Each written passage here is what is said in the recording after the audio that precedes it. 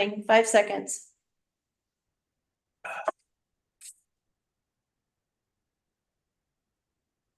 I call this meeting of the Belmont-Redwood Shores School Board to order at 5:06 p.m. We do have Trustee Leinbach joining us remotely. Trustee Leinbach, is there anyone aged 18 or over with you? No, I'm by myself right now. Thank you, President Orther. Thank you, Trustee Leinbach. Item number 2, public to address the board on closed session agenda items. Ms. Ellinger, are there any requests for public comment? No, there are not. Thank you.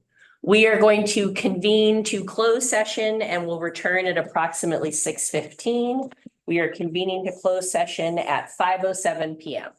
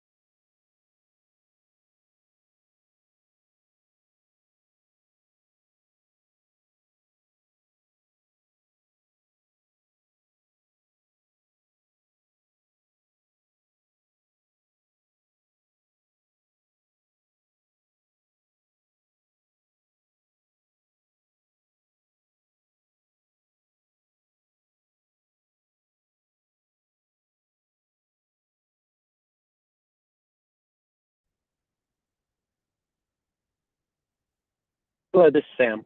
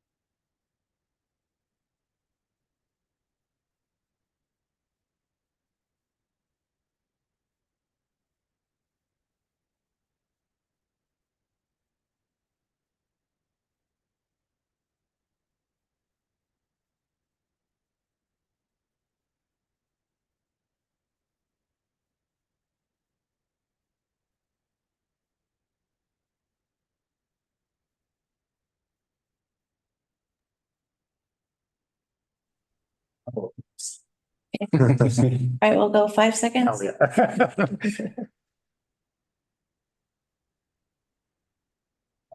Hey, everyone. I call this meeting to order of the Belmont-Redwood Shores School Board. We are reconvening to open session at 6:22 p.m. Could everyone please rise for the flag salute? I pledge allegiance to the flag of the United States of America and to the republic for which it stands, one nation, under God, indivisible, with liberty and justice for all. Respect. Little extra sauce in there. That was weird. Few announcements. So this meeting is being recorded. We also have trustee Linebach joining us remotely. Trustee Linebach, is there anyone over the age of 18 with you? No, President Northrop, I'm here on my own at this time. Thanks. Thank you, trustee Linebach. And then we do have some reports from the closed session. So the board met in closed session and voted 5-0 to authorize the superintendent to resolve a pending employment-related matter. And then separately, the board has voted 5-0 to provide the superintendent with a satisfactory evaluation. Per the superintendent's contract, he shall receive a 2.5% base salary increase for the 24-25 school year to commence on July 1st, 2024. Way to be satisfactory. Thank you, Superintendent DeGuara. Thank you. All right, next item. Item number 7, approval of the agenda and consent agenda. Can I get a motion to approve the agenda and consent agenda? I move that we approve the agenda and consent agenda. Thank you, trustee Bruno. Can I get a second? Second. Seconded by trustee Howard. All in favor, please say aye. Aye. Aye. We do have to President do the roll Northrop, call. point of order. I think we need to do a roll call vote. Yeah. Yeah. Yeah. Oh, okay. Thank you. All right, trustee Linebach. Aye. Thank you. Trustee Howard. Aye. Trustee Koss. Aye.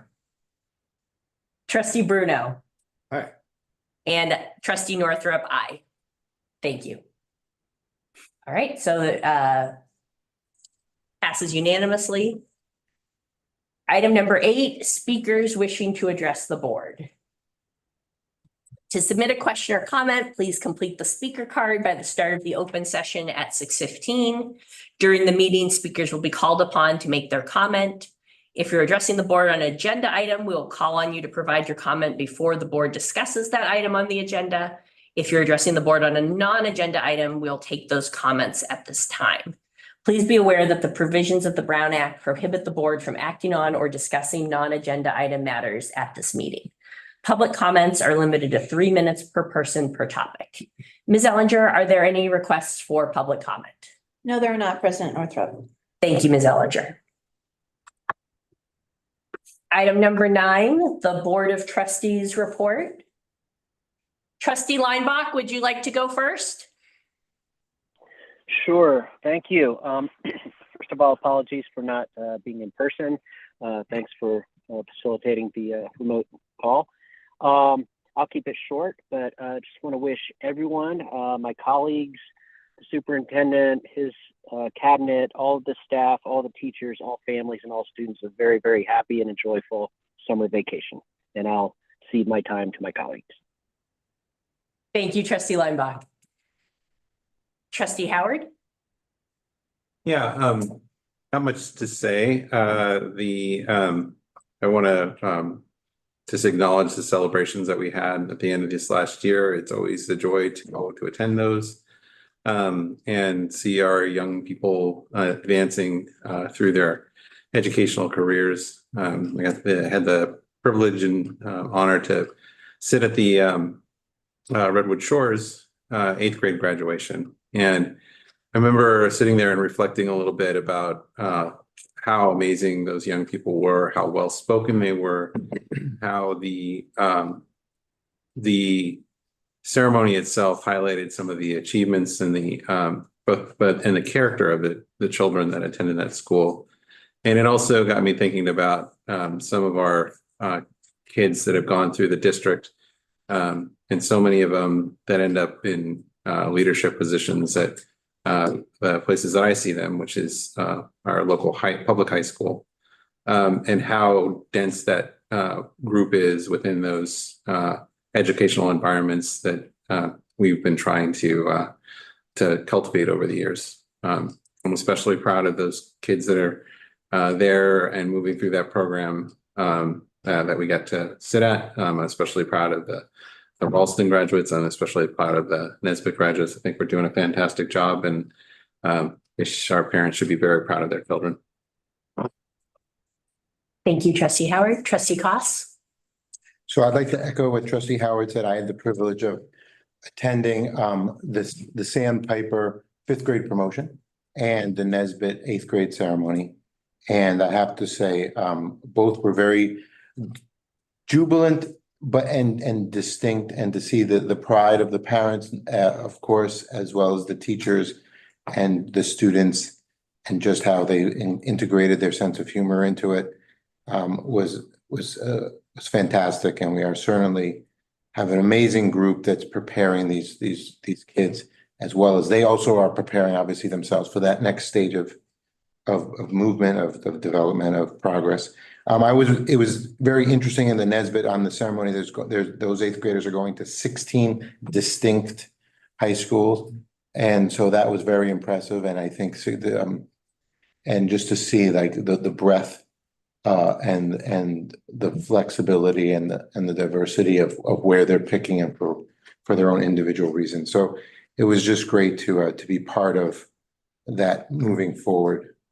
And again, I'd just like to then wish everyone a great upcoming summer, whatever the plans they have, and just acknowledge also the holidays of Juneteenth and Pride Month.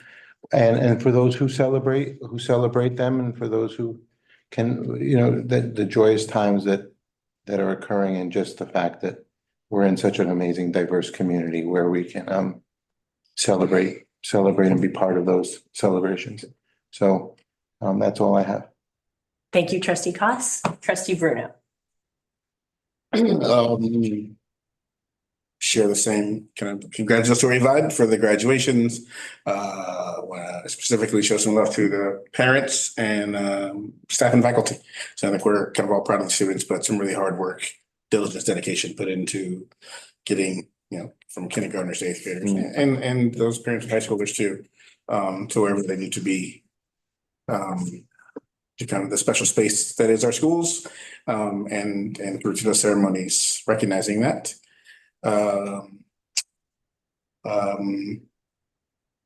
Also kind of in the months of and celebrations, Pride Month, I think there's a good chunk of our community that is kind of celebrating it. And it's a month that lots of schools are focused on kind of just finishing the year. So just giving kind of space people to feel appreciated with that, and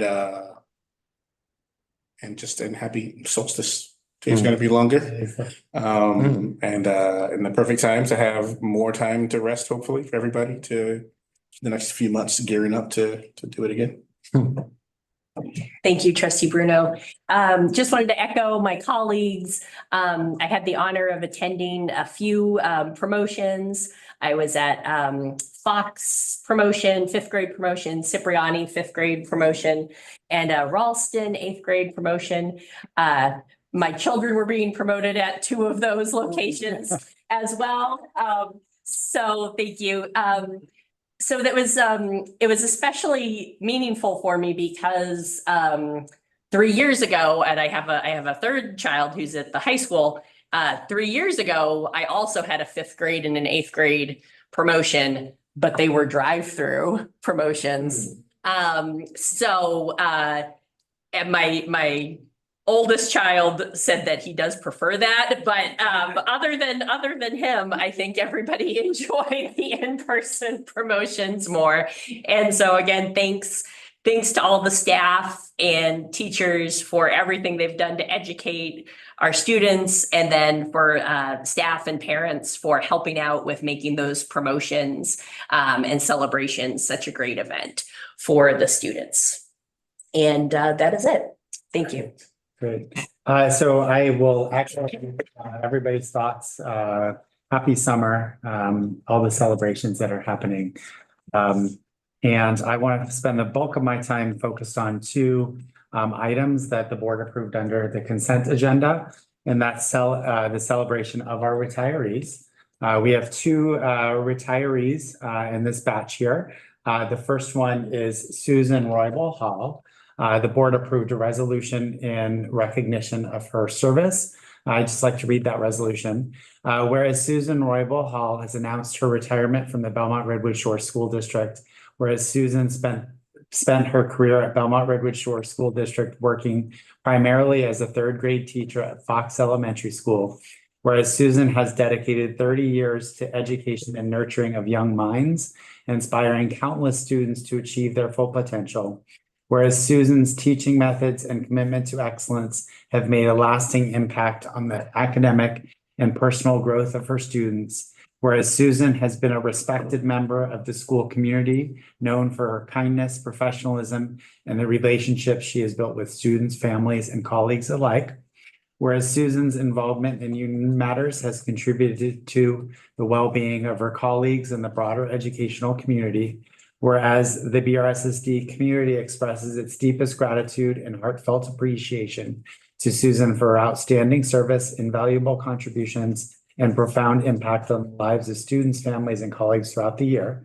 The district extends its warmest wishes for a joyful and well-deserved retirement filled with relaxation, adventure, and cherished moments with loved ones. And be it further resolved that the Belmont-Redwood Shore School District Board of Trustees hereby recommends Susan Roybal Hall with 30 years of dedicated service to the students, staff, and community of the district and wishes her a well-deserved, rewarding, and fulfilling retirement.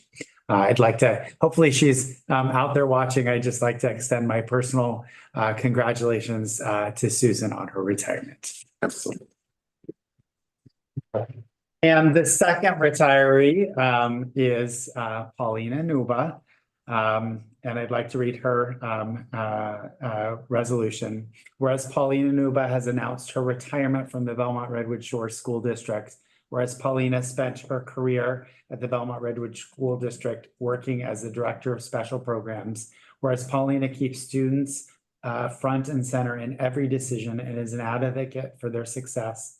Whereas Paulina has been a thought partner and collaborative teammate, whereas Paulina always finds the good in people and assumes positive intent, whereas Paulina brings humor, lightheartedness, and expertise to all aspects of her work, whereas Paulina's laughter, hard work, and dedication will truly be missed by all.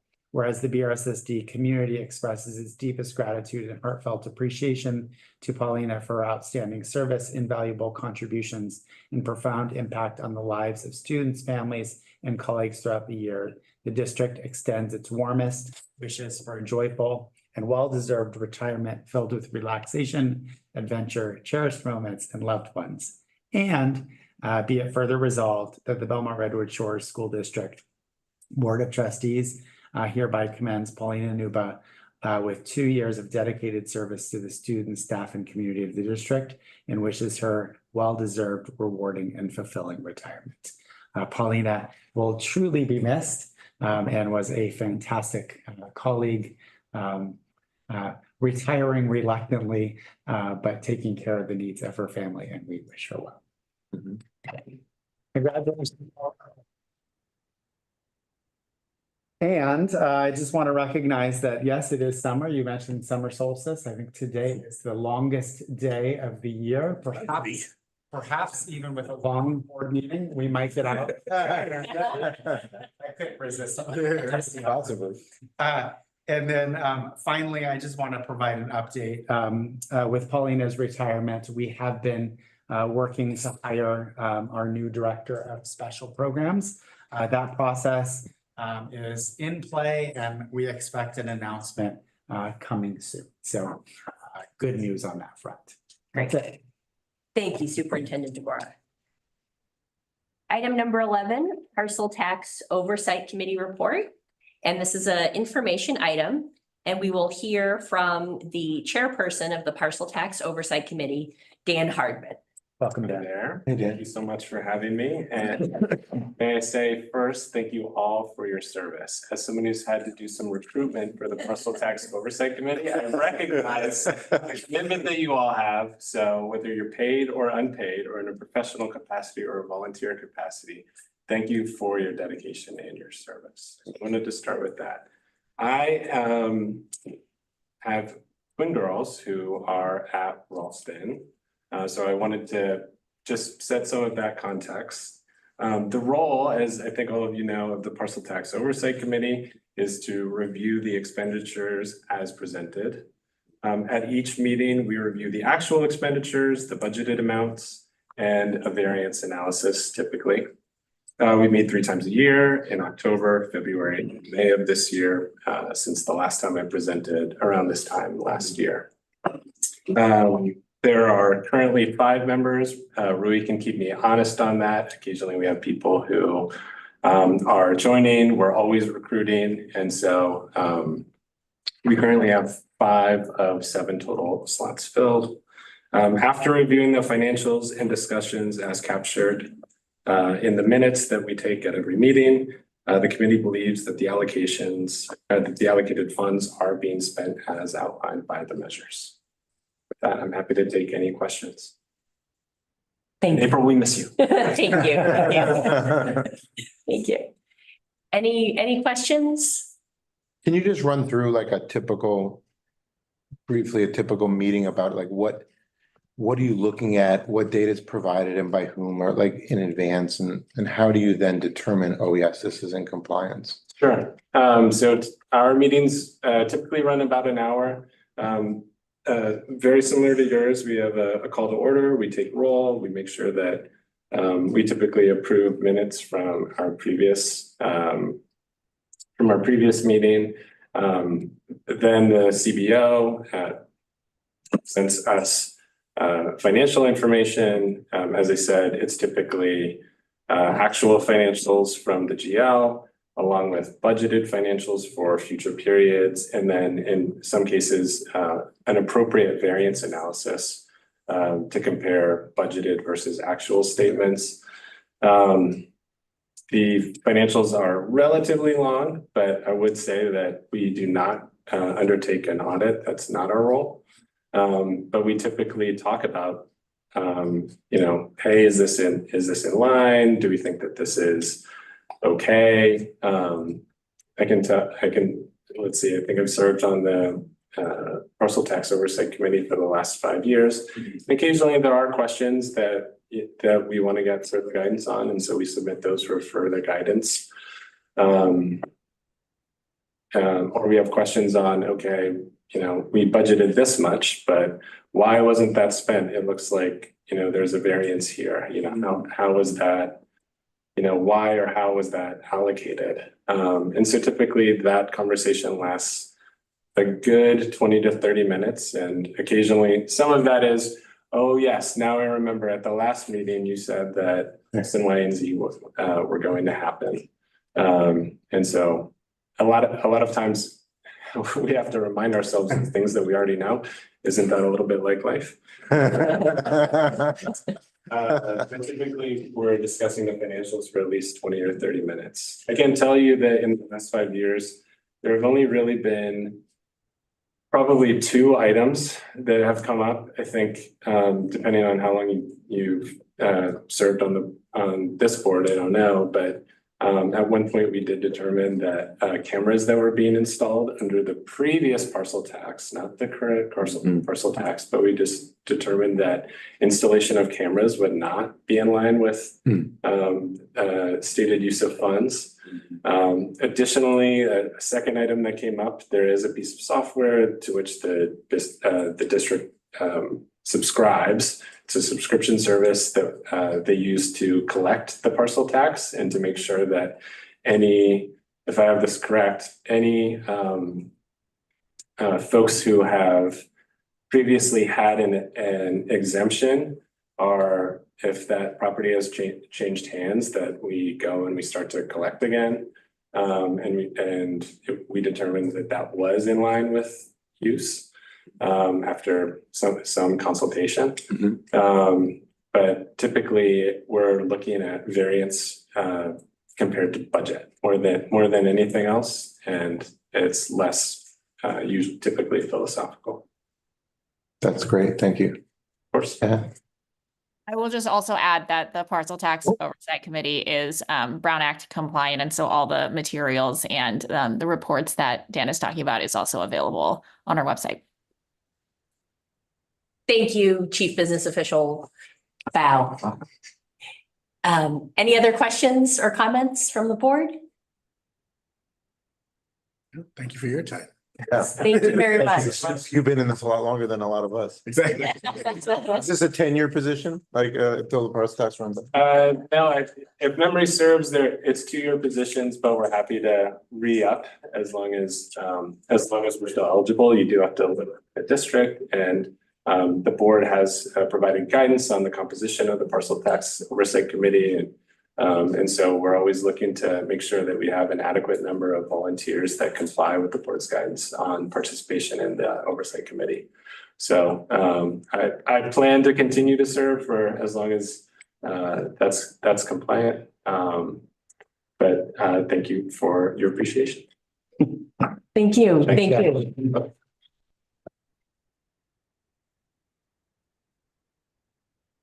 Item number 12 is the 24-25 budget adoption. This is going to be an action item, and take us through this is Chief Business Official Rui Bao, who is joining us remotely. All right. Let's see. Is there a way to see, is the screen being shared? Sorry, I think I changed my view earlier. I can only see the boardroom. We're working on it. You can share your screen. For some reason, we are not getting a camera too, and our screens are swapped.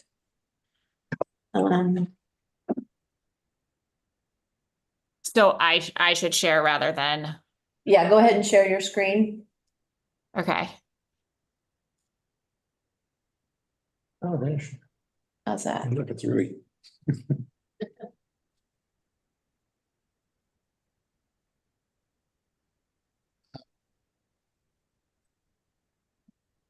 All right, 24-25 budget adoption. I think folks have all seen this slide at this point, but where we are in this year, in this part of the year is that we are in June, which means that after the state budget update, we made some adjustments based on that. The next big update will be after finding out the final budget adoption, we'll implement and adjust and give the board a next update at the first interim. So not a ton has changed on assumptions. We are still anticipated to have a pretty low COLA. And the implication, which we talked about last meeting at the budget hearing, is that we are now more solidly in community funded status. So overall, here is the summary of our budget. So you can see our 23-24 estimated actuals compared to our 24-25 adopted budget or proposed budget. So you'll see that our LCFF revenue source is here about 49.7 million. With a low COLA, we are now solidly community funded, so we're not flipping in and out anymore.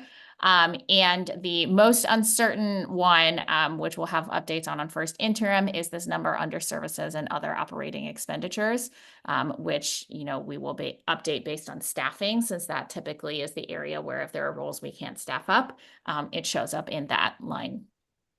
So overall, historically, we tried to stay relatively close with aligning our expenses to our projected income.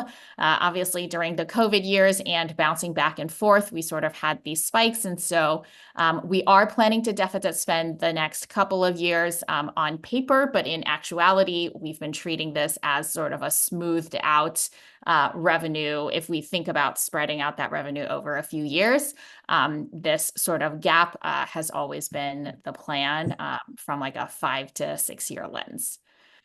And then in regards to our other funds, so we have Fund 13, the cafeteria fund.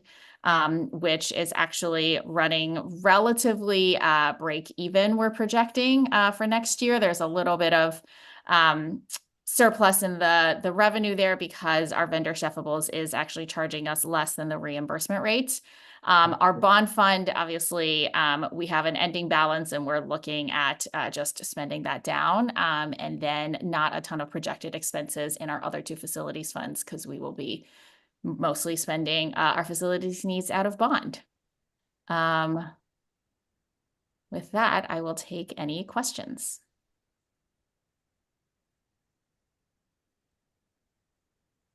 Any questions, Trustee Howard? When do the adjusted actuals come out? September. Okay.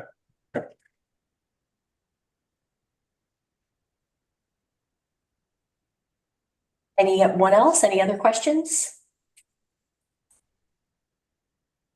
Trustee Linebaugh? None for me, thanks. Thank you. Okay, seeing no further questions. Can I get a motion to approve the budget as presented? A motion to approve the budget as presented. Second. Okay, and then we'll do a roll call vote. Trustee Linebaugh? Aye. Trustee Howard? Aye.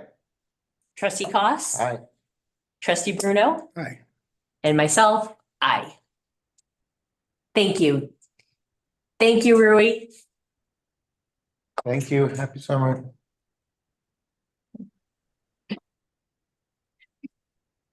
Should be that. And then next item is LCAP adoption. This is also an action item. We'll hear from Assistant Superintendent Ching Pei Hu. All right, we're breezing through tonight. Maybe we'll be done before the sun sets. LCAP is pretty straightforward. What you have in front of you is a printout of the increase in improved services. Since the last meeting, we had a meeting with San Mateo County Office of Ed to do our kind of compliance review to make sure both Rui and I have all of the components necessary in terms of the fiscals as well as the content. None of the actions changed between last month and this month, but between then and now, the principals were able to provide a little bit of more refinement for the increase in improved actions. You'll notice that for every action item that is listed as contributing to increasing quantity or improving quality, there is a requirement for specific data that indicates what the need is, along with the rationale for why are we using dollars either on a school-wide or limited basis. We are able to use supplemental dollars on a school-wide basis. For example, we do reading special. Well, no, that's a bad example. We'll buy Brain Pop ELL, for example, and it comes in a combo pack, and we might use our supplemental dollars to buy Brain Pop for the entirety of the school, because financially speaking, it's more affordable that way. It is principally directed towards our language learners as a supplement, but everyone can benefit. We might also buy supplemental materials that are intended for a subset of students, but by buying for everybody, it makes it such that all students have access and nobody is singled out. And from an equity lens, it's not you need extra help and you get access to this program and you don't. Everyone gets access to it. It provides more fluidity for teachers to say, oh, the groups are changing. Today, you guys need it. Tomorrow, you need it. But if we buy it school-wide, then I can assign licenses instead of saying, hey, Jerome, we've got to pull and reassign and pull and reassign. So there are some things that we spend school-wide. This is really what this is a capturing of. All of our increased and improved action items, whether they be school-wide or limited. A limited in scope action might be something that is specific to language learners. For example, our reading specialist is a district-wide spend that we spend, and it is specifically for English learners and socioeconomically disadvantaged students who get extra time with the reading specialists. That is what the LCF supplemental dollars fund. Our reading specialists are also partially funded by School Force, so that they can see all students. But the supplemental portion is purely limited. And that's just what this is, a detailing of all of those data points that I wanted to make sure you guys had, because this did change between Monday and Thursday even, just as I was refining and checking all of the inputs from the principals. The annual update is exactly the same with the addition of a few more specifics on the exact items that we did not do. I had clumped them into groups saying, things under this category were not met because of various reasons, and instead I just highlighted every single individual action over $10,000 that we did not complete and what the rationale was. Otherwise, you've got the full document and it's same old that we do. It is a new plan and all of the action items are in there. Based off of what the school site councils and ELACs have put together. Does anybody have any questions? Thank you. Trustee Howard. Not a question, but just a comment. Thank you Okay. for doing this. Oh. And I like the mindfulness about the equity lens and the licensing for resources around the entire site. Yeah. I think that's important because, you know, there's the known knowns and there's the known unknowns. Yes. That gives us that kind of flexibility, and that kind of mindset is only going to pay us dividends. So thank you so much for adopting that approach. Thank you for allowing me to do so. Yes. Just a point of clarification. This is really great detail. Thank you. The 2.431%, that is so reading it says projected percentage to increase Yes. for the coming school year. Is that, can you go into a little bit more explanation? Is that just overall like increase in services? Are we adding on things and that's the 2.431? It's 2.43 of our supplemental dollar of our LCF dollars are contributing to increase in improved services. And our projected minimum, Rui, I don't know if she's still there. Yes. Yeah, I think our minimum requirement to meet the minimum this year is 2.3%. So we have 2.4% of our expenditures contributing to increase and improved. So we are above the threshold that the state sets for us. Okay. For how we allocate our LCF supplemental dollars. And so that's not specific like to any, it's kind of a state, so it's a It's a statement. subset of our dollars. It's saying of our whole allocation of LCAP, Yeah. 2% of our action items are specifically to increase and improve for a specific population. Got it. Okay. Everything generally is for improving actions, but these are the very specific targeted action items for our unduplicated population.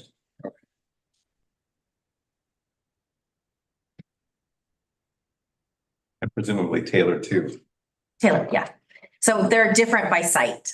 You'll notice that under all the action items, I list the site that it pertains to. So there's district-wide actions and then there's site-based actions. There are far more site-based actions this year than in previous plans, simply because we had a lower LCF allocation for us this year. And so Rui and I made the decision to not take away from the sites, to keep them whole. And instead I reduced the district expenditures and picked up the holes in other one-time grant funds.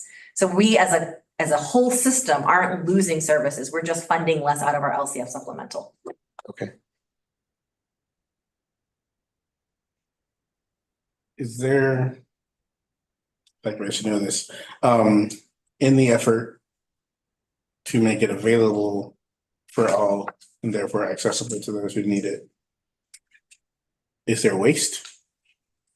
If you buy enough license for a whole site, Yeah. only for a specific group, are you buying more than you need? In the same way that like universal lunch actually just let the food waste for us, Yes and no. all right? The per pupil count, most of our vendors have wisened up. They've done the calculation and will give you the site-wide or the district-wide license at such a steep discount that buying it individually for the students that qualify would either be just slightly less or potentially a lot more.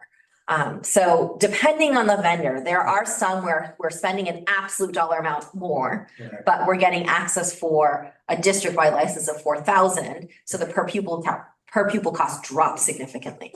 But in Just the difference that they charge you for a district license versus a per pupil, the per pupil will generally be 10 times the cost of. When you break it down. Gotcha, yeah. And okay, so I mean, I think you answered me, but like in that example of buying 4,000, and only using 1,000 of those.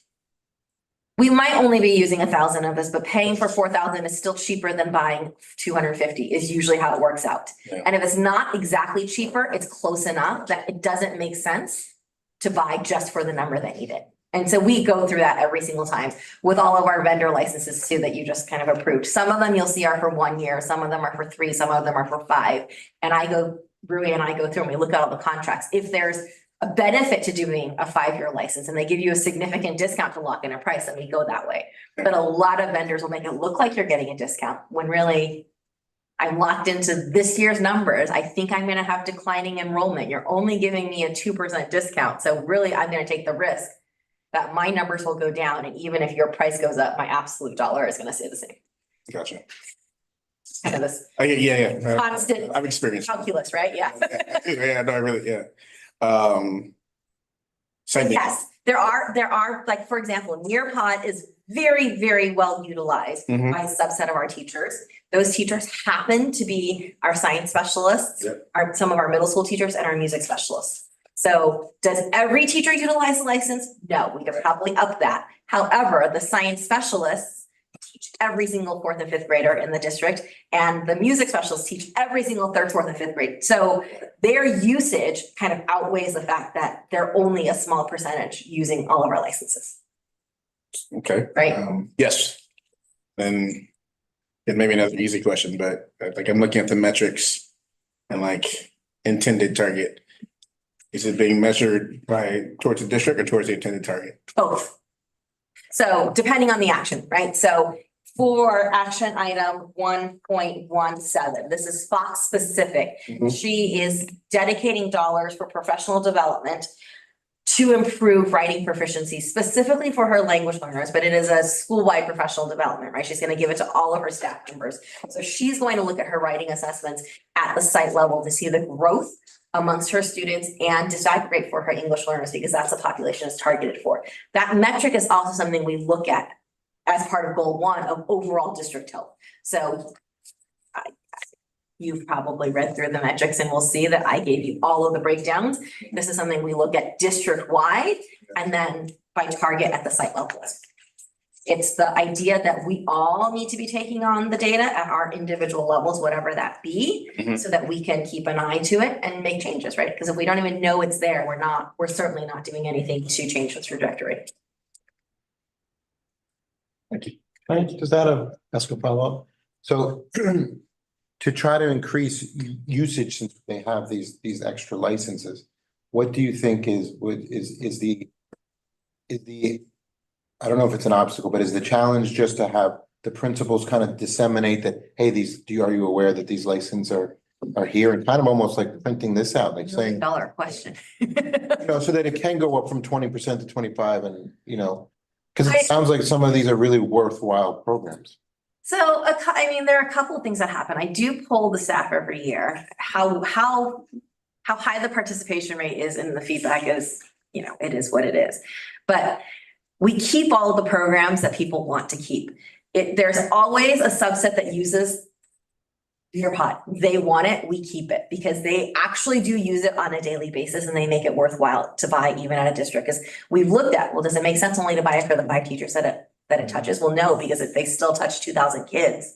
And so at the per pupil rate, you may as well do a district license. There's Newsella that is really intended for 3rd through 8th grade. It's not really used in 3rd, 4th, 5, but 6, 7, 8 really does utilize it. And so same thing, buying it for just 1,500 kids doesn't save me very much money. So I may as well buy it for everybody. It's just this balance, right? Like, how do I get people to utilize it more? We've offered Tech Tip Tuesdays to say, hey, we're going to remind you, we have Book Creator, come learn how to use it. We're going to remind you, we have Newsella, come log in. The customer service person is giving a tutorial, giving a reminder, and we record them when we push them out. So I'm not sure what more we can do. There's just it's here and it's a resource and we want you to have it and we want you to utilize it, but I'm also not going to shove it down your throat, because these teachers have used these 5 resources and these have used these 5. And that's kind of part of the beauty of, we have a consistent set of resources available to our teachers. We have a set, standards and scope and sequence. That's something our teacher leaders have been working on to align better. But within that, I still want my teachers to say, I like this tool and I like that tool. And this is what makes sense for me with my students here. Mm-hmm. And they, just reminding them that they have it is really, I think, the best we can do. in general, are most of these education vendor providers, is there just a few in the market? I mean, are most of these like these products under one vendor? Because I'm thinking, the classic like streaming, right? It's like, I look at my streaming costs and it's like I have Disney, Hulu, and it's like, is there a package deal to be made? Sounds like there's cost effectiveness and you're doing it. It seems like kind of per pupil, but I'm wondering, is the market just really down to like 3 top providers where whatever clout, you can kind of, do they put? You're gonna expose a weakness of mine. I am not a huge ed tech person. I'm pretty tech savvy. I do keep I try to keep my ear to the ground to see what the new products are. I would say what we offer our teachers is pretty basic because our goal isn't to give so many bells and whistles, but to provide the tools that can actually support deeper instruction and increase engagement. So in that respect, I'm not necessarily looking for the newest, shiniest, biggest product. Nearpod was something that we've kept since pandemic because it allows us to create really interactive slides. It helps with increasing engagement because kids can basically play a Kahoot in the class. It's within the Nearpod functionality. I, as a teacher, can provide one set of slides and do it for 7 classes. I can then put it online and an absent child can see my lesson when they're at home. I mean, when they're sick, we want them to be, we want them to get better, but at the same time, they have access so they don't feel like they missed out on something. That's something that serves multiple purposes. Is there another product out there that does it? Maybe, but Nearpod is so easy to use. It's completely, it's the uptake has been great amongst the ones who use it. So that's what we're keeping with. Yeah, no, that's fine. I wasn't trying to get that. I was trying to say, like, if they were, with the products that we're using, is there any, it sounds like we're being as cost effective as we can, but is there any economies of scale that we can take advantage of with these vendors since we have maybe 4 products with them? That was but I don't. We definitely, believe me, the vendors all try and say, we have this and that and the other thing. And so what we try to do is, well, what is this that you're offering? Is it better than what I actually have? So I do spend quite a bit of time with the salespeople to hear what they have to say. Yeah. And then I say, oh, no, thanks. Okay. But for example, FastBridge and Illumini are 2 separate products. They merged into one and we buy one license, but that does allow us to then do the academic screeners, the behavioral screeners, and track all of our data and have a portal online for parents to get state test results and report cards, with the exception of Ralston. Got it. Thank you. Yeah. Yes. So one of the things you said before that got me chewing on something was the idea of alignment. And I totally agree. The flexibility is important for people to choose the tools that work for them. But it's one of the issues that we've talked about pretty consistently is how do we make sure that as we articulate from 5th to 6th grade or say to 9th grade, how do we set those students up for success? In particular, our unduplicated students. When we have our programs like ELA, do we integrate any of those tools that are adopted, say like in the 6th, 7th, 8th grades for kids that are going from 5th to 6th? Is that opportunity there for them to start learning those tools ahead of time before they matriculate to that next level? Same thing for the if we're talking about going from the 8th grade to the 9th grade, is there an opportunity for us to reach out to Sequoia and say, what tools should they be familiar with that they'll be expected to master fairly quickly, that we can start to prompt them thinking about and have access to sooner rather than later? So that falls right into the tech scope and sequence. So along with the academic content areas, the teacher leaders also updated all of the tech scope and sequence of skills TK through 8. The document we use is from the state. I think it's from ISTE. We took the document and edited it and looked at, and that's a TK-12 document. So we can see what the state is recommending for introductory teaching proficiency and mastery across specific skills, like formulas within Excel.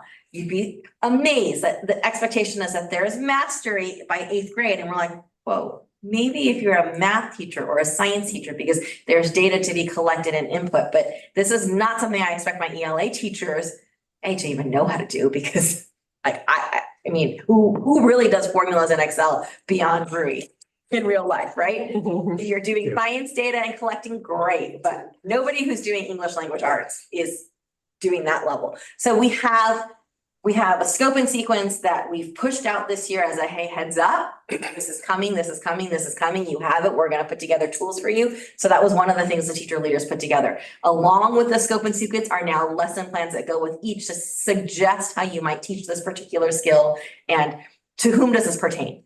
The entire grade level or content within a grade level? Just because some of them are a little obscure. I mean, to be totally honest, we looked at it and we're like, how many of us in the room know how to do it?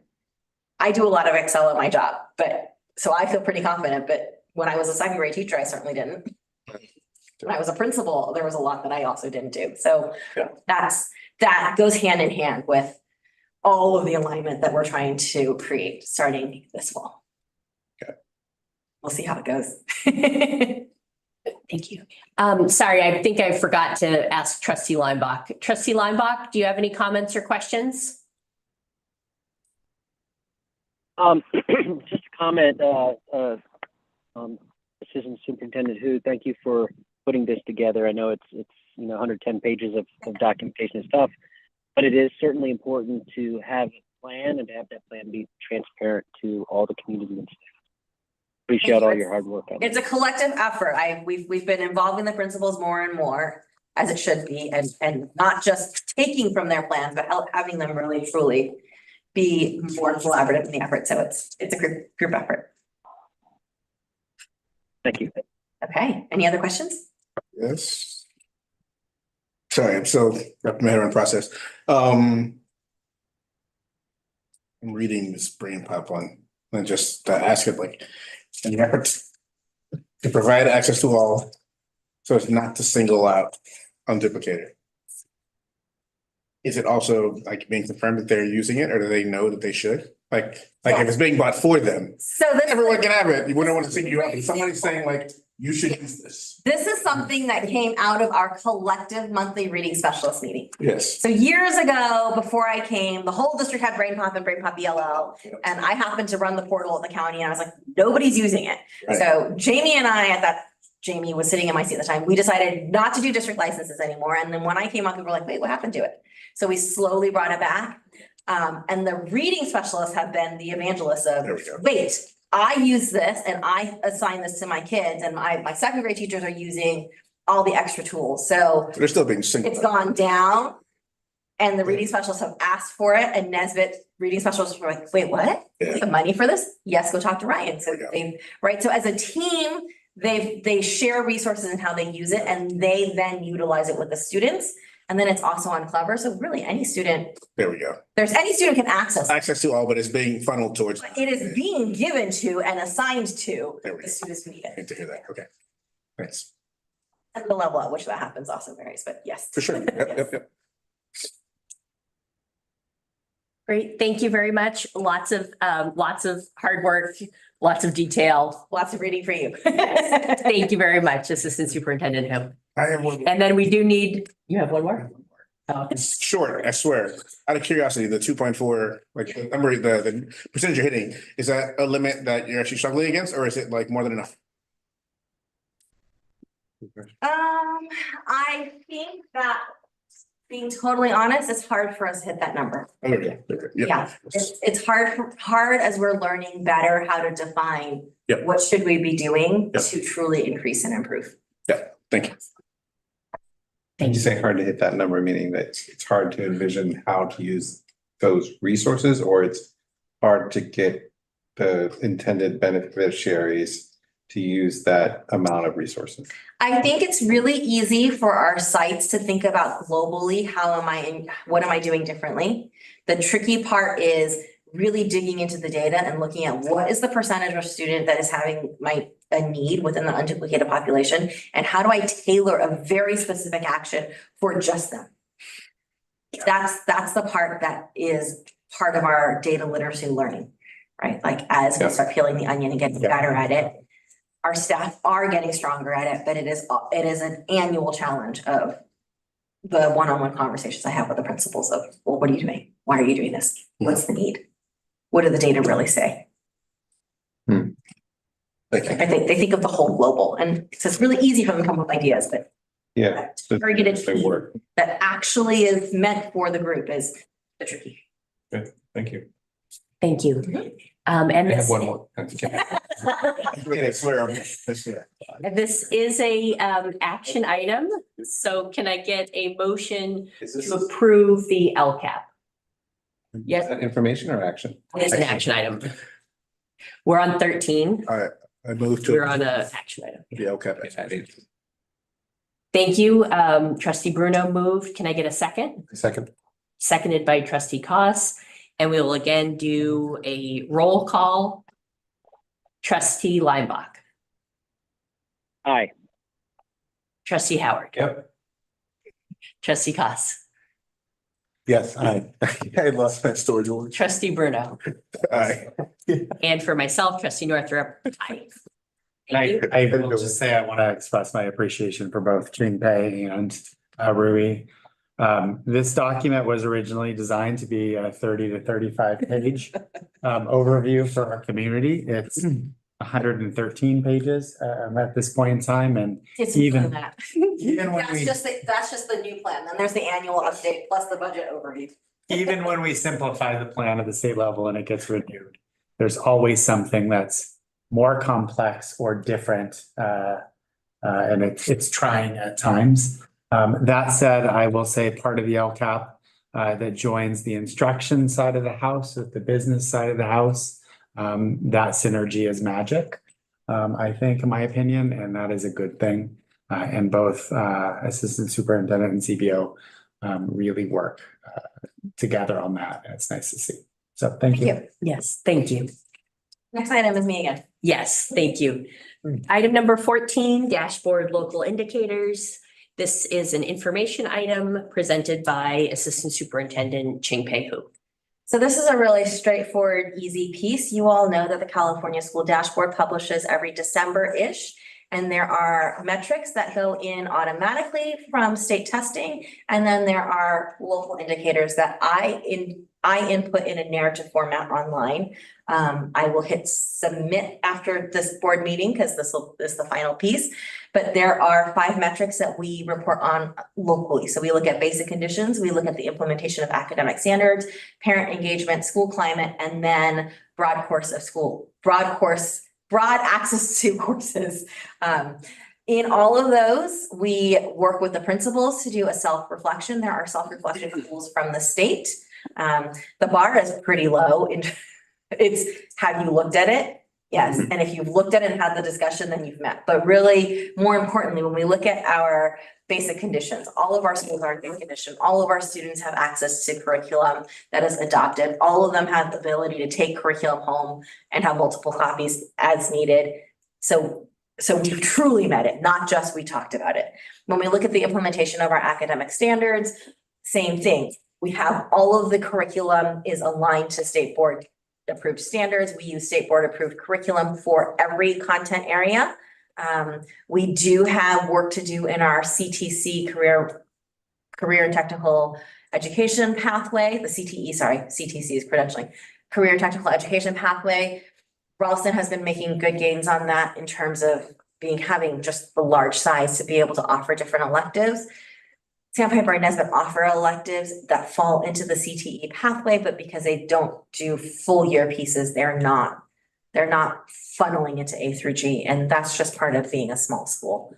When we look at our school climate, we look at our youth truth data, we look at our PBIS data, we see that there are areas of growth. We've talked in depth about needing to boost rigor, changing the perception of what academic challenge is. We see in the youth truth data that seems to always be a low ranking for us. And there's a little piece of unknown at the site levels as to, is the instruction truly not rigorous, or do we have such a highly academic community where kids are hearing this isn't hard. When I was young, we did more. This isn't that hard. So, and we're so academic, we want to say it's easy because I can't possibly say it's hard. So that's something we're digging into a little bit more deeply. But otherwise, we do monitor our metrics and report to you regularly. So that one's been met. Parent engagement, are we are we including parents across the board in the variety of stakeholder meetings? You guys are well versed in all the meetings and opportunities we have, so we've met that. And then access to a broad course of study. We do have electives that children self-select into at all of our school levels. When I look at the options that are available, TK5 is pretty straightforward, but in 4-5, we know that there's instrumental music. I disaggregated the participants. The participants in instrumental music across the board from a demographic distribution mirror the grade level distribution, which is pretty exciting. Regardless of ethnicity or free and reduced lunch status, the percentages really truly match what's happening at that school and that grade level. When we look at the advanced courses, there's an advanced math track at all of our classes, at all of our schools. Again, due to the small school size, you'll see that at Sandpiper and Nesbitt, they actually have a higher percentage of students in the advanced classes where available. But we range between 42% and 55% of all students at Sandpiper, Nesbitt, and Ralston opting into an advanced math class. That's pretty similar across the 3 sites. When I did a demographic breakdown, same thing, with the exception of a few ethnic groups where we have fewer than 11. I mean, that's where the state kind of says under 11, we don't report. The distribution again matches what's happening at the grade level. So it's nice to see that there isn't disproportionality. The one area where we are a little bit different is students with learning disabilities are not enrolled in advanced math classes at the same rate. They're at about half of what their school population is. So we do have students with learning disabilities in every one of our advanced courses. They're just not enrolled at the exact same rate. Hard to pinpoint that one because some of those specific learning disabilities happen to be a math processing. So it would make sense that they're not in a double compacted math class. But otherwise, we've basically met all of our conditions. This is your annual report out. And then that goes up on the dashboard. So when you guys check in December, you'll see met. Questions? Thank you. Okay, I tried to not do slides so it'd go faster, but. All right, thanks. Thank you. No questions in the room. Trustee Linebaugh? No questions for me, thanks. Thank you. Thank you, Assistant Superintendent Hu. And then we are going to change the order just a little bit. We are going to go to item number 18 because we do have our people joining us on the Zoom. So it's item number 18 is the resolution, and we're going to start with Chief Business Official Rui Bao on the facilities bond measure. Great. So at our last board meeting, we had a first read of the bond resolution language. Since then, Superintendent DeGuara and I have been working closely with Joy and her team, and I will turn it over to her for this official language. Good evening, board members, superintendent, members of cabinet. It's a pleasure to be with you tonight. I'm Joy Coomer with Team Civics. I've had the pleasure of working with the district in the past on your parcel tax measures, but tonight we are coming forward in order to consider the facilities bond measure. Over the past year, the district has worked really hard evaluating facilities, making decisions about what's needed at the different school sites, working with families and community members and staff, identifying those different needs, and putting together a complete facilities master planning process. A survey was also completed of local registered voters, asking them about their priorities for a potential bond measure. And we did see strong community support and interest in updating local schools. So tonight you have before you the full resolution for your consideration in order to move forward, placing a potential GO bond measure on the November ballot and asking the register of voters to consolidate it with the November election. I'm happy to answer any questions. Otherwise, please feel free to move forward with the proceedings. Thank you, Joy. Any questions on the resolution? This is an action item.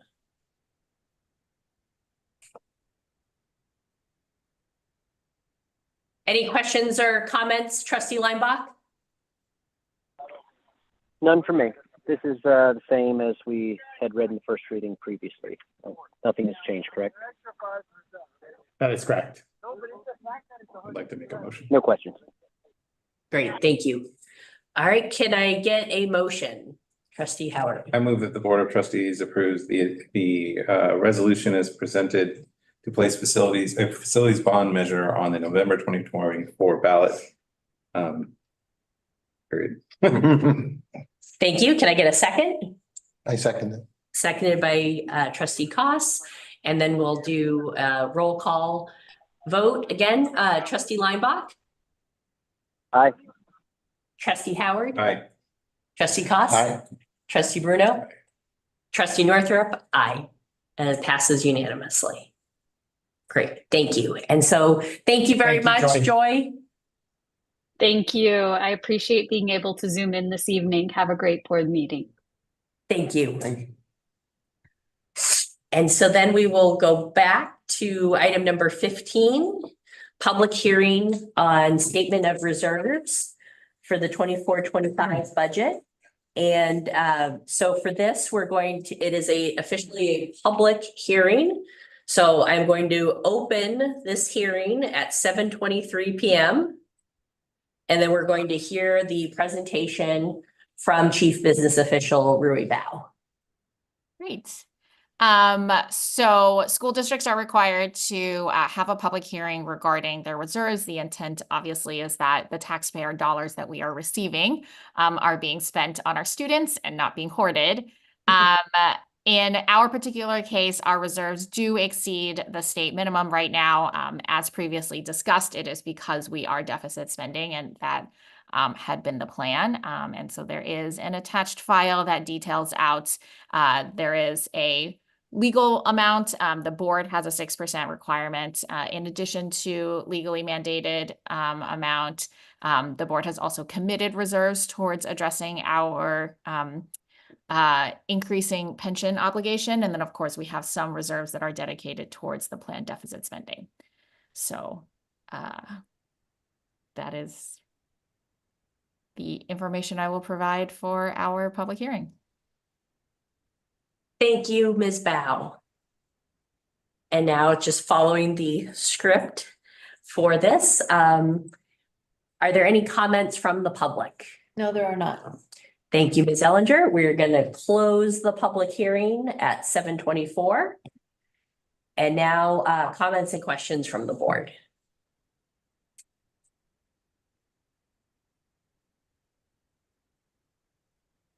Trustee Linebaugh, any comments or questions? Just a comment. Thank you, CBO Bao, for always giving a very thorough look at the numbers in the presentation. No other comments. Thank you. All right, sorry, just lots of different windows open here. All right, and this is an action item as well. So can I get a motion to are we approving it as well? Yes. Okay, can I get a motion to approve the 24-25 budget? Yeah, I make a motion to approve 24-25 statement of reserves budget as mentioned. Thank you, Trustee Second. Koss. Seconded by Trustee Linebaugh. And now roll call, Trustee Linebaugh. Aye. Trustee Howard. Aye. Trustee Koss. Aye. Trustee Bruno. Aye. Trustee Northrup. Aye. Thank you. So that passes unanimously. Next item is also an action item from Chief Business Official Rui Bao. Public hearing and resolution on the Proposition 30 Education Protection Account. So again, this is going to be a public hearing. So I'm going to open this public hearing at 7:26 p.m.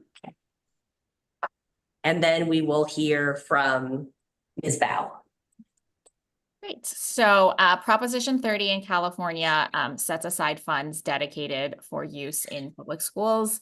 As part of the requirement for taking or for using that funding, we are required to have public hearings as well as transparency about how that money is spent. We are estimated to receive about $768,000, $780, $768,000 on a $63 million budget. We plan to spend that towards classroom teacher salaries. Thank you, Ms. Bao. Can I get a motion to approve? You need to Close the hearing. Oh, sorry, thank you. All right, any public comments? No, there are not. Okay, this public hearing is closed at 7:27 PM. Any questions or comments from the board? Can I get a motion to approve? I move that the Board of Trustees approves resolution number 2023/24-16, approving the Proposition 30 Education Protection Account proposed expenditures for the 2024-25 fiscal year. Second. Seconded by trustee Bruno. Roll call vote, trustee Linebaugh, Aye. trustee Howard, Aye. trustee Cost. Aye. Trustee Bruno, trustee Northrup, aye. So it passes unanimously. We have we're now on to item number Not done with me 17. yet. More resolutions to come. Yes. We're now on to item number 17. Motion and approve everything. Also an action item on California Schools Healthy Air Plumbing and Efficiency Program. And this Chief Business Official Bao will explain this to us. In a turn of events, this is not a public hearing, nor is it annual.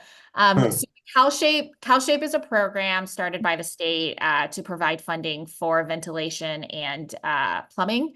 When it was first announced, which was during the COVID years, there was very limited funding. We were not eligible and we hadn't applied then. That funding has since expanded and BRSSD is now eligible. There are two phases of this, and it is using this funding is extremely specific. So the first phase is an assessment funding, where the state will give us funding to do a comprehensive assessment. We actually already did a comprehensive assessment as part of our facilities master plan. This is even more detailed than that.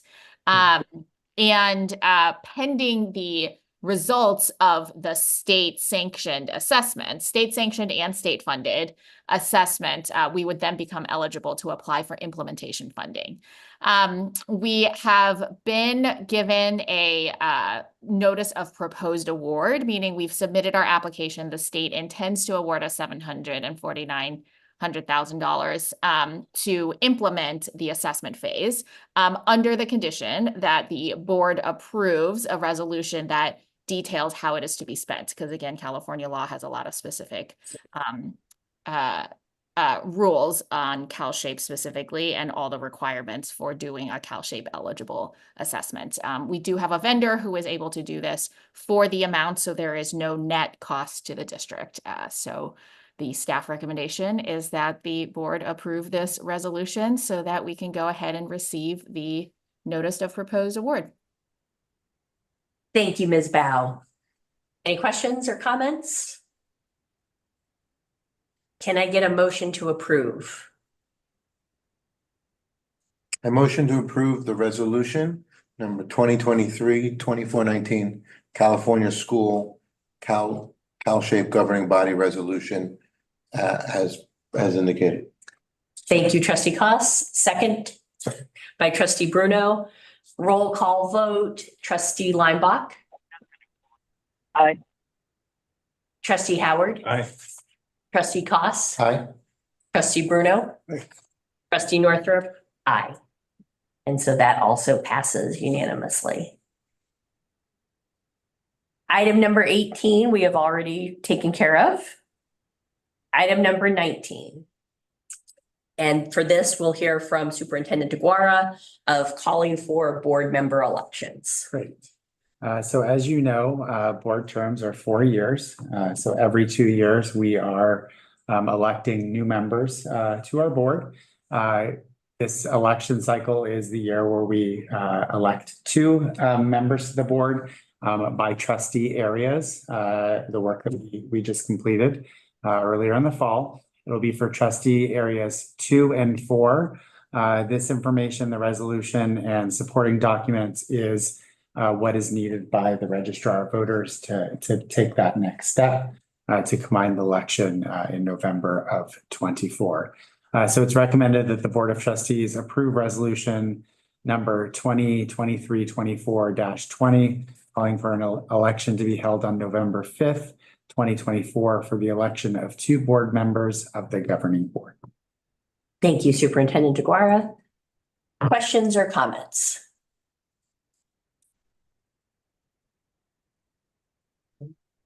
Trustee Linebaugh? No questions for me. And just a comment for anybody listening at home. The deadline to say that you want to run for the board is in the middle of August. Please check the San Mateo County Office of Elections website for the precise date.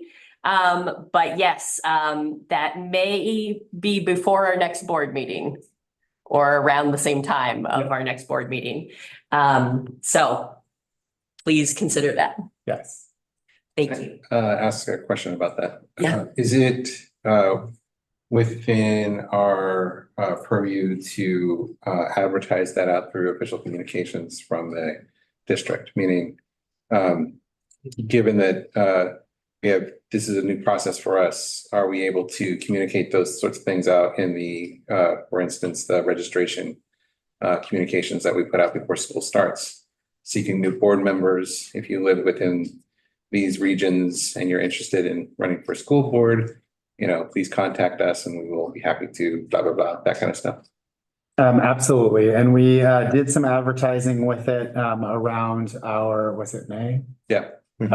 Info session. That info session has been uploaded to the website. I can certainly remind folks via a summer kind of update, and we'll confirm the timing to look at whether or not we can include it in our summer mailing. I think the timing will be just fine.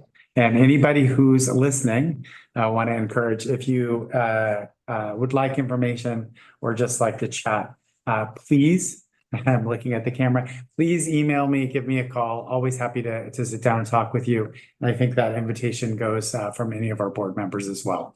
It is work, it is a commitment, but I think you probably all would agree it's a rewarding process and commitment. Thank you, Superintendent DeGuara.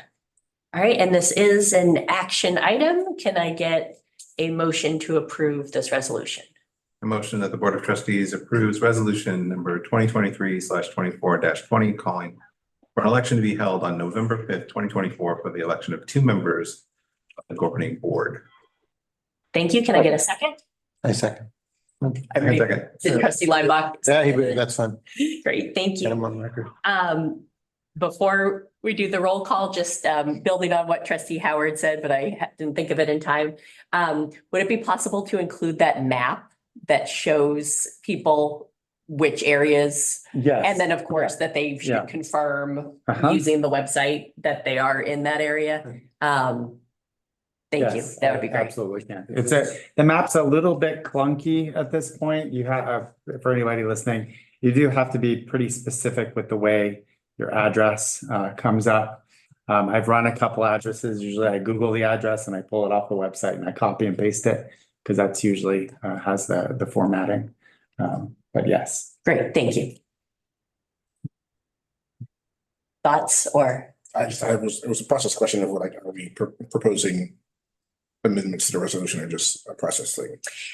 Yes, not an amendment to the resolution, just asking before we take action. Wondering. Thank you. Exactly. All right, great. Roll call vote on the resolution. Trustee Linebaugh. Aye. Trustee Howard. Aye. Trustee Koss. Aye. Trustee Bruno. Aye. Trustee Northrup. Aye. All right, and then item number 20. CSBA board policy updates, first reading. This is a discussion item. Superintendent DeGuara. Yeah, each quarter, CSBA updates our district or updates recommended policies and administrative regulations for districts to consider and adopt. Staff has gone through all of the recommended policy revisions. You see that in the table there. We reference whether or not it's a current policy, the last revision, whether it's a CSBA mandated or conditional policy. Conditional meaning if you have something, then you should have this policy, or if it's just plain optional.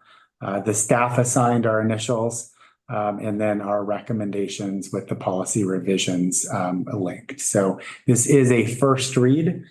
We have between now and the August meeting to make any adjustments or any amendments. That goes for public recommendations as well as board recommendations to share now or between now and the next meeting. Happy to answer any questions. Thank you, Superintendent DeGuara.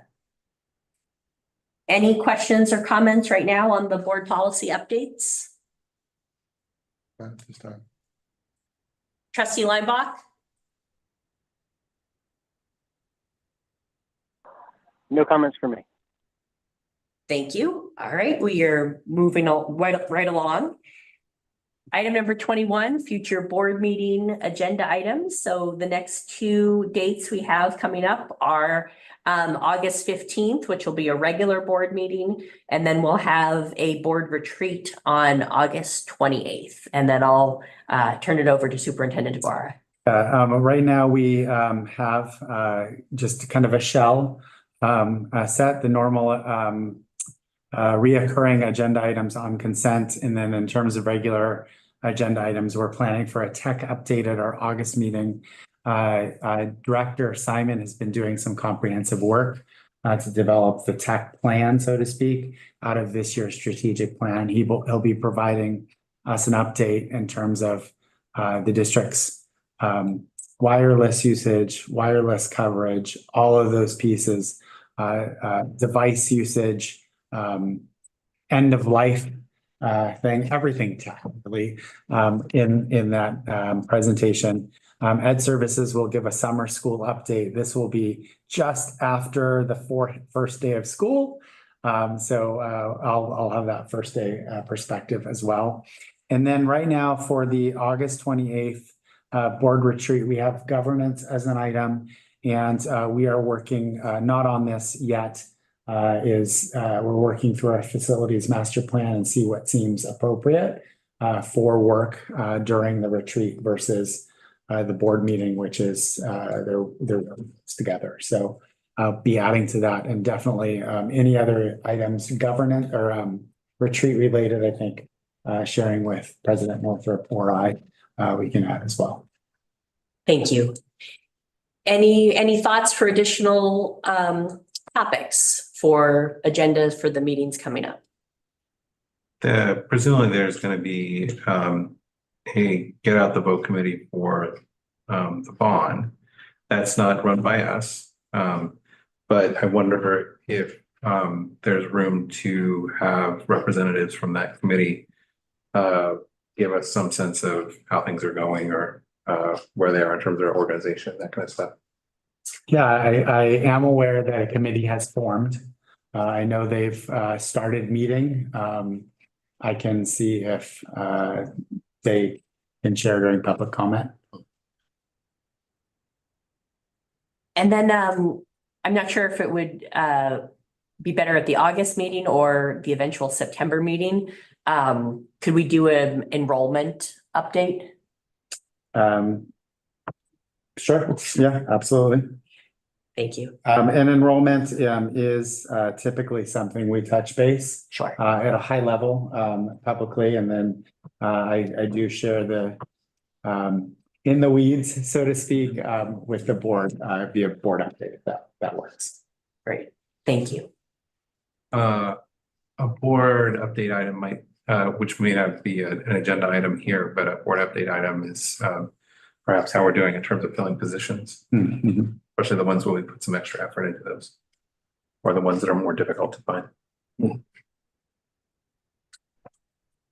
Definitely do that. Another wondering I had was about, we talk about tech per se, and that in some ways that talks about the physical tools that we're using, but the other thing that's buzzing out there is AI and how we incorporate it into the schools. And I know that we have stated in principle that we're looking for guidance through the state and other resources. But what would be interesting here is at some point along the way, how are we internally dealing with that particular issue, especially generative AI, which I used the other day. It was really useful. We can absolutely look at that. And I think I'll just, kind of, I know CSBA was doing some kind of high level board work policies and whatnot. I have not seen anything come out from them. I just read an AI for educators kind of book. Not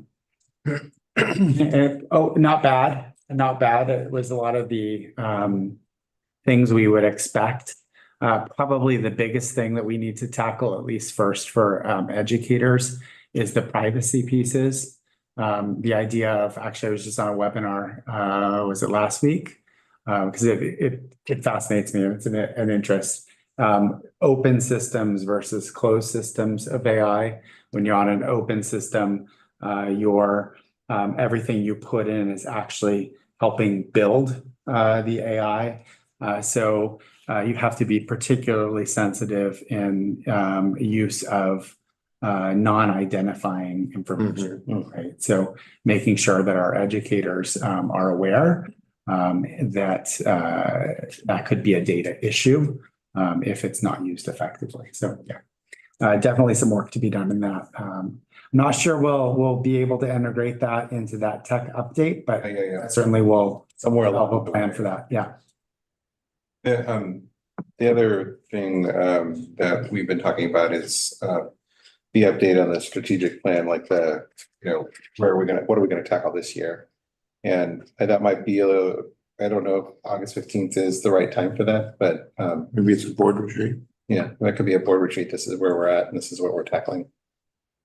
But somewhere along the lines in the early part of the year, having a sense of it. Great, thank you. All right.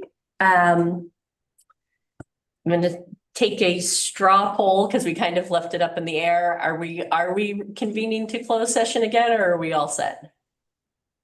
Is there anything else? All right, we have our specific questions Yeah, so out there. So we need to No. go. I Yeah, think we do. I think we articulated our specific questions and sure. should be able to. Trustee Linebaugh? Yeah, I concur. Okay, great. Thank you. All right, we are not going to reconvene to close session. We are just moving on to adjournment. Can I get a motion to adjourn? so moved. So moved. Thank you, Hallelujah. Trustee Bruno and Trustee Linebaugh. Roll call. Very Trustee efficient Linebaugh. meeting. Aye. Trustee Howard. Aye. Trustee Koss. Aye. Trustee Bruno. Aye. Myself, aye. Great. This meeting is adjourned at 7:45 p.m.